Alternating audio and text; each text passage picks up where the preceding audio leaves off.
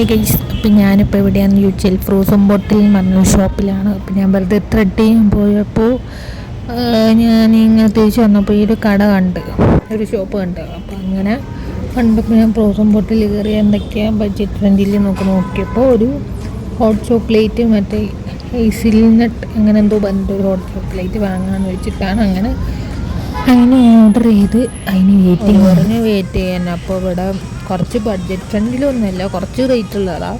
അപ്പം ഞാൻ ബഡ്ജറ്റ് ഫ്രണ്ടിലുള്ളതാണ് എടുത്തത്. ഹോട്ട് ചോക്ലേറ്റ് ബഡ്ജറ്റ് ഫ്രണ്ടിലും ഉണ്ട്, അതേപോലെ നല്ല റേറ്റുള്ള സാധനങ്ങളും ഉണ്ട്. ഞാൻ നോക്കിയിട്ട് ഒരു നല്ലൊരു ബഡ്ജറ്റ് ഫ്രണ്ടിലാണ് ഞാനത് എടുത്തത്.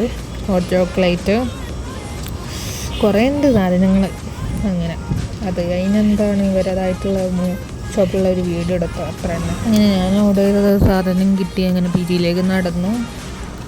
ഇതാണ് സാധനം. നമുക്കിനി ഇതൊന്ന് തുറന്ന് നോക്കാം അടുത്തതായിട്ട്.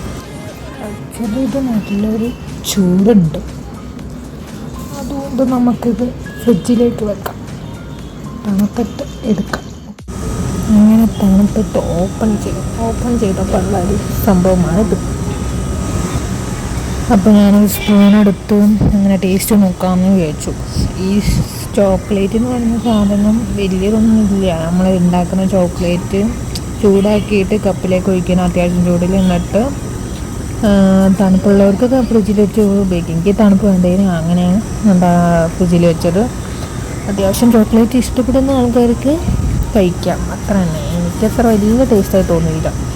എനിക്കൊരു 50% ഓക്കെയാണ് ഈ ചോക്ലേറ്റ്. അങ്ങനെ ഫൈനലി ഹോട്ട് ചോക്ലേറ്റ് എങ്ങനെ കഴിച്ച് തീർത്തു. അപ്പോൾ അത്രയ്ക്കേ ഉള്ളൂ. ആർക്കെങ്കിലും ഹോട്ട് ചോക്ലേറ്റ് കഴിക്കണമെന്നുണ്ടെങ്കിൽ ഫ്രോസൺ ബോട്ടിൽ ബാംഗ്ലൂരിൽ നിന്നൊക്കെ വരയിൽ വന്ന് കഴിക്കാം. അപ്പോൾ അത്രയേ ഉള്ളൂ.